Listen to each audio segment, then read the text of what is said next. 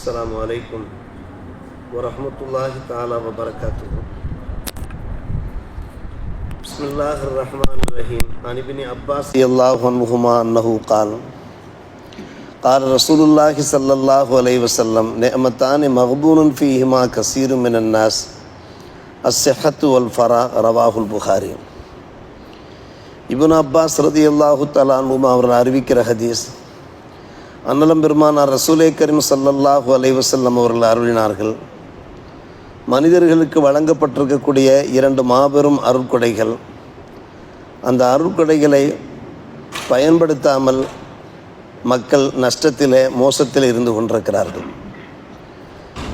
ஒன்று அஸ்ஸஹத், அல்லாஹ் அவர்களுக்கு வழங்கியுள்ள உடல் ஆரோக்கியம். மற்றொன்று வல் ஃபராக், நேரம் காலம் கிடைக்கின்ற அந்த ஓய்வு. இந்த இரண்டு நேமத்துகளை அநேக மக்கள் பயன்படுத்தாமல் மோசம் போய் கொண்டிருக்கிறார்கள் என்று நபிகள் நாயகம் ஸல்லல்லாஹு அலைஹி வஸல்லம் அவர்கள் நவின்றதாக இப்னு அப்பாஸ் ரதியல்லாஹு தஆலா அன்ஹு அவர்கள் அறிவிக்கிறார்கள். வல்ல அல்லாஹ் நாம் இளமையிலே இருக்கிற போது நல்ல செஹத்தை தந்திருக்கிறான், நல்ல உடல் ஆரோக்கியத்தை தருகிறான். அந்த உடல் ஆரோக்கியத்தை பயன்படுத்தி நம்முடைய வாழ்க்கையில் வளம் பெற முயற்சிக்க வேண்டும், உலகத்திலேயும் முன்னேற வேண்டும்.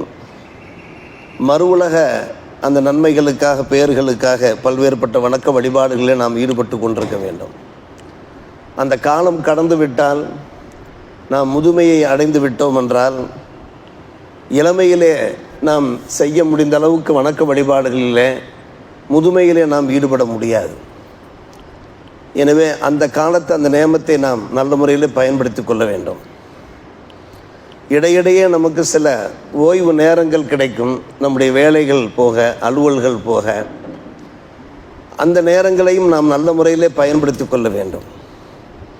பின்னால் நாம் நஷ்டப்பட்டு போய்விடக்கூடாது. அன்னலம் பெருமானார் ரசூலே கரீம் ஸல்லல்லாஹு அலைஹி வஸல்லம் அவர்கள் நம்மை உஷார்படுத்துகிறார்கள். குறிப்பாக ஒரு மனிதருக்கு 60 வயது ஆகிவிட்டாலே, அதற்கு முன்னால் அவர் ஈருலக வாழ்க்கையின் முன்னேற்றத்திற்காக பல்வேறுபட்ட முயற்சிகளில் ஈடுபட்டிருப்பார். 60 வயது கடந்து விட்டால் அதிக நேரம் வணக்க வழிபாடுகளிலே அவர் ஈடுபடுத்த வேண்டும், முடிந்த அளவுக்கு. 60 வயதிற்கு முன்னாலே சில பாவங்களில் ஈடுபட்டிருப்பார். அல்லாஹ் அந்த பாவங்களை மன்னித்து கொண்டே இருப்பான்.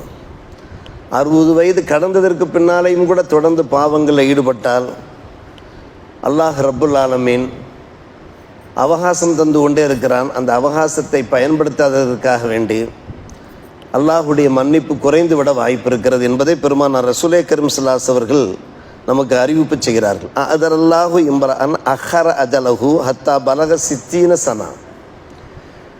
ஒரு மனிதன், அந்த மனிதனுடைய அவனுடைய அந்த இளமை காலத்திலே செய்கிற அந்த பாவங்களை அல்லாஹ் மன்னித்து கொண்டே போவான், அவன் 60 வயதை அடைகிற வரை என்று.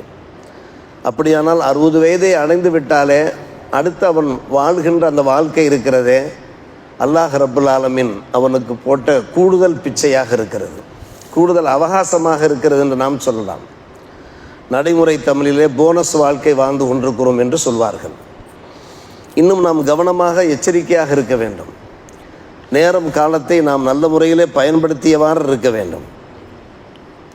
நாம் பல முறை பேசிய ஒரு விஷயம், உமர் இப்னு கத்தாப் ரலியல்லாஹு அன்ஹு அவர்கள் அடிக்கடி கேட்ட ஒரு பிரார்த்தனை என்னவென்றால், அல்லாஹும்ம இன்னா நஸ்அலுக ஸலாஹ ஸாஅத்தி வல் பரக்கத்த ஃபில் அவ்காத்.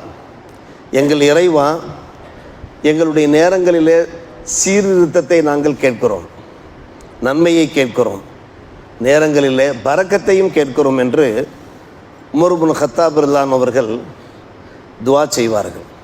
பரக்கத்து வேண்டும், கண்டிப்பாக ஒவ்வொன்றிலையுமே நமக்கு பரக்கத்து வேண்டும். குடும்பத்திலே பரக்கத்து வேண்டும், பொருளாதாரத்தில் வேண்டும், நம்முடைய ஆய்வில் வேண்டும், நம்முடைய மனைவி மக்களுடைய அந்த ஹயாத்திலே பரக்கத்து வேண்டும். இப்படி ஒவ்வொன்றாக நாம் யோசித்து பார்க்கலாம்.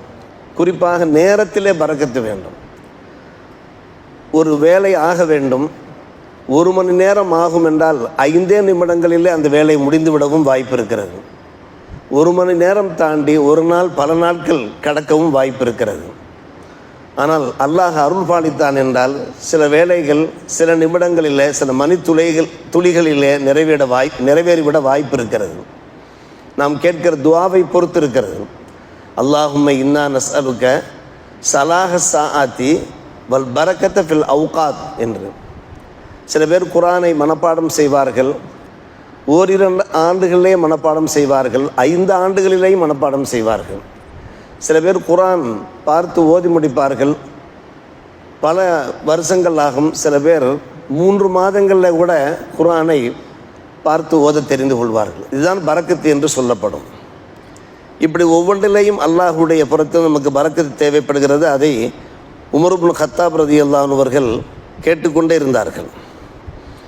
அதே போன்றுதான் அருமை சகோதரர் அப்துல்லா பின் மசூத் ரலியல்லாஹு அன்ஹு அவர்கள் சொல்வார்கள், நம்முடைய கல்வி ஞானத்தை பெருக்கிக் கொள்ள, அதிகரித்து கொள்ள, மேம்படுத்தி கொள்ள பெரும் முயற்சி நாம் எடுத்துக்கொண்டே இருக்க வேண்டும். ஒவ்வொரு நிமிஷமும் நமக்கு சில கல்வி ஞானங்கள், அனுபவ ஞானங்கள் கிடைத்து கொண்டே இருக்க வேண்டும். சொல்வார்கள் அவர்கள், சூரியன் உதிக்கின்ற அந்த நாளில், அந்த நாளுடைய அந்த கடைசியில் நான் அதிகமாக எந்த விஷயத்தை நினைத்து கை செய்தப்படுவேன் என்றால், நகச ஃபீஹி அஜலி, அந்த நாள் எனக்கு குறைந்து போகிறது, ஆனால் வலம் எசிது ஃபீஹி அமலி, என்னுடைய இல்மு அமல அதிகரிக்காமல் இருக்குமானால் என்று சொல்வார்கள். என்றால் ஒவ்வொரு நாளும் கடக்கிற போது நம்முடைய அஜல் குறைந்து கொண்டே நம்முடைய ஆயுள் குறைந்து கொண்டே போகிறது. அந்த நாட்கள் கடக்கிற போது அந்த நாட்களுடைய கடைசியில் நான் பரிசீலித்து பார்ப்பேன், யோசித்து பார்ப்பேன், நம்முடைய அமல்கள், வணக்கங்கள் அதிகரித்திருக்கிறதா, கல்வி ஞானங்கள் அதிகரித்திருக்கிறதா என்று பார்ப்பேன். அது அதிகரித்திருக்காவிட்டால் அன்றைக்கு எனக்கு ஏற்படுகின்ற அந்த கைசேதம் இருக்கிறதே, அது போன்ற கைசேதத்தை நான் கண்டதில்லை என்கிறார்கள் ஹஜ்ரத் அப்துல்லா பின் மசூத் ரலியல்லாஹு அன்ஹு என்கின்ற ஒரு பெரிய கல்விமான். அருமை சகோதரர்களே, பெரியவர்களே, ஒவ்வொரு நாளும் நாம் கண் விழிக்கின்றோம். அந்த நாள் நம்மிடத்திலே பேசுகிறதாம், அந்த நாள் நம்மிடத்திலே பேசுகிறதாம். யுனாதி எபன ஆதம், ஆதமுடைய மனிதனே, அன ஹல்குன் ஜதீத், இதோ நான் உனக்கு இந்த நாள் புதிதாக நான் படைக்கப்பட்டிருக்கிறேன். வாலா அமலிக்க, நீ என்னென்ன செய்து கொண்டிருக்கிறாய் என்பதை நான் கவனித்து கொண்டே இருக்கிறேன்.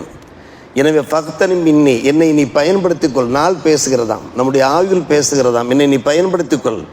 இன்னி லா ஊதியலா யோமில் கியாமா, இந்த நாள் கடந்து விட்டால் இனி இந்த நாள் திரும்ப கியாம நாள் வரை உனக்கு வராது. நாம் பார்க்கிறோமா இல்லையா, காலம் கண் போன்றது, கடமை பொன் போன்றது என்று சொல்வார்கள் அல்லவா. ஒரு நாள் கடந்து விட்டால் அந்த நாளை நாம் திரும்ப பெற முடியுமா? சென்ற நாள் திரும்ப கிடைக்குமா? சொல்வது யார் என்றால் அருமை சகோதரர்களே, பெரியவர்களே, ஹசன் பஸ்ரி ரஹ்மத்துல்லாஹி அலைஹி அவர்கள் இந்த வாசகத்தை அவர்கள் சொல்கிறார்கள். மாமின் யோமின் என் ஷக்கு ஃபஜ்ருஹு என்கிற அந்த வாசகத்தை அவர்கள் சொல்லுகிறார்கள். ஒரு பேரறிஞர் ஹாஃபிஸ் இப்னு ரஜப் சொல்கிறார்கள், எப்போதுமே கல்வி ஞானத்தை அதிகரித்துக் கொள்வதற்கான ஒரு பெரும் முயற்சி எடுத்துக்கொண்டே இருப்பார்கள். ஏதாவது ஒரு வணக்கம், ஏதாவது ஒரு அலுவல்களில் ஈடுபட்டே கொண்டிருப்பார்கள். முன்னோர்கள் அப்படித்தான். ஒன்று நல்ல விஷயங்களை பேசிக்கொண்டிருப்பார்கள், அல்லது குர்ஆன் ஓதிக்கொண்டிருப்பார்கள், அல்லது நற்பணிகளில் ஈடுபட்டு கொண்டிருப்பார்கள். இப்படித்தான் முன்னோர்களுடைய வாழ்க்கை திகழ்ந்தது.